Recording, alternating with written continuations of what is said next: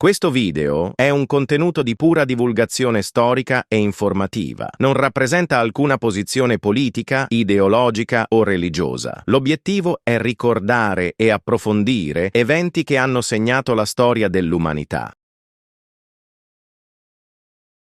La notte del 5 giugno 1944, i soldati tedeschi in Normandia pensavano fosse un'altra notte come tante. Alcuni dormivano, altri bevevano nelle mense ufficiali. Nessuno sapeva che nel giro di poche ore il cielo si sarebbe riempito di paracadutisti e il mare di corazzate. Per loro, l'inferno stava per iniziare.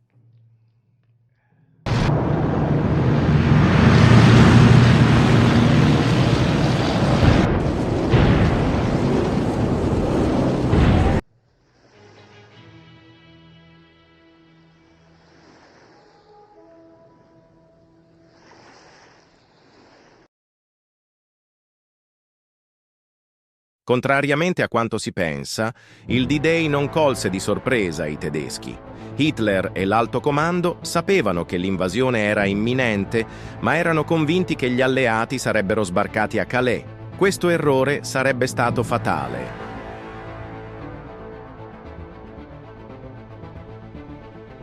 Il feldmaresciallo Erwin Rommel era stato incaricato di fortificare la Normandia con bunker, mine e trappole anti-aliante, ma le risorse erano limitate. Il cemento era destinato ai rifugi per U-Boot e i soldati assegnati alla difesa erano spesso reclute inesperte o prigionieri di guerra sovietici, costretti a combattere per il Reich.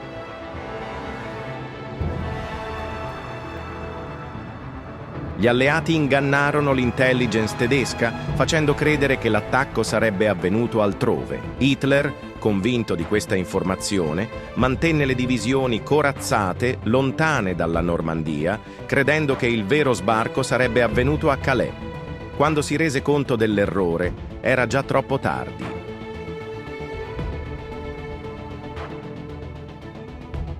Mentre il 5 giugno si trasformava nel 6, la maggior parte dei comandanti tedeschi dormiva. Rommel era in Germania per il compleanno della moglie.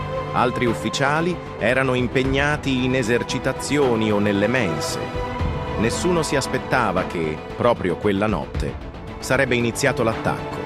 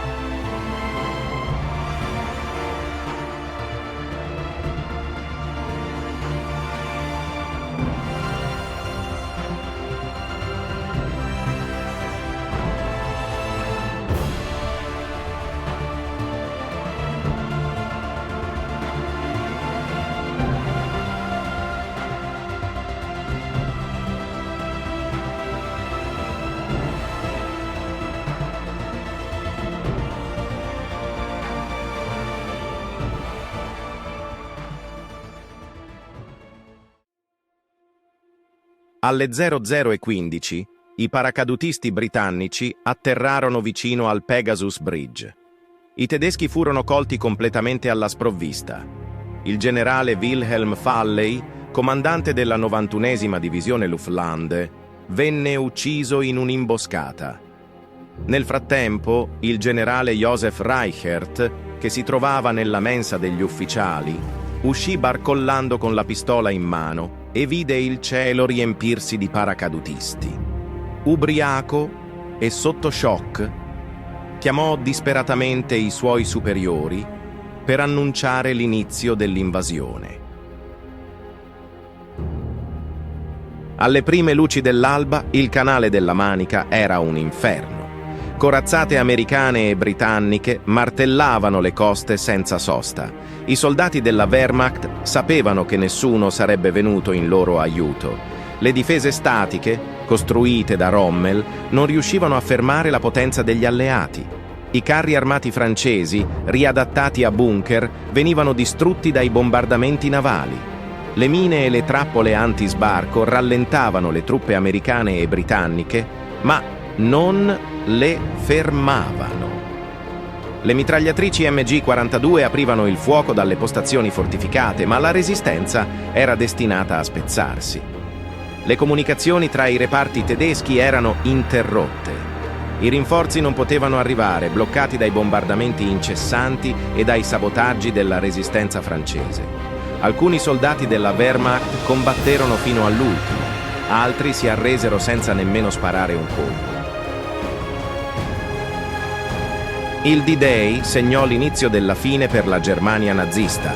Hitler perse la guerra in Normandia prima ancora di combatterla, ingannato dagli alleati e paralizzato dalle sue stesse decisioni. Per i soldati tedeschi quella giornata fu un incubo senza fine. Migliaia di uomini da entrambe le parti persero la vita in quella battaglia. Alcuni soldati tedeschi continuarono a combattere fino all'ultimo, mentre altri, resisi conto dell'inutilità della resistenza, si arresero agli alleati. I bunker che dovevano proteggere l'Europa crollarono sotto il peso dell'offensiva anglo-americana. La guerra era ormai segnata. Ma cosa sarebbe successo se Hitler avesse capito in tempo il vero obiettivo dello sbarco? La storia avrebbe preso una piega diversa. Ho cercato a lungo una frase che potesse chiudere questo racconto, ma ho trovato solo interpretazioni scritte dai vincitori. Eppure, nelle trincee e sulle spiagge, la guerra non ha bandiere. Le giovani vite spezzate appartenevano a entrambi gli schieramenti, unite dallo stesso destino. Alla fine di ogni battaglia, quando il fumo si dissolve e il fragore delle armi si spegne, restano solo il silenzio e il ricordo. Non esistono veri vincitori in guerra, ma solo uomini che hanno perso qualcosa: una casa, un compagno, un futuro. Le divise possono essere diverse, le lingue possono cambiare, ma il dolore delle madri che piangono i loro figli è sempre lo stesso. Scrivi nei commenti la tua opinione su questa battaglia. E se vuoi altri video sulla Seconda Guerra Mondiale, lascia un like, iscriviti al canale e attiva la campanella. Un grazie dal vostro prof Andy e a presto con nuove storie dalla storia, a modo mio.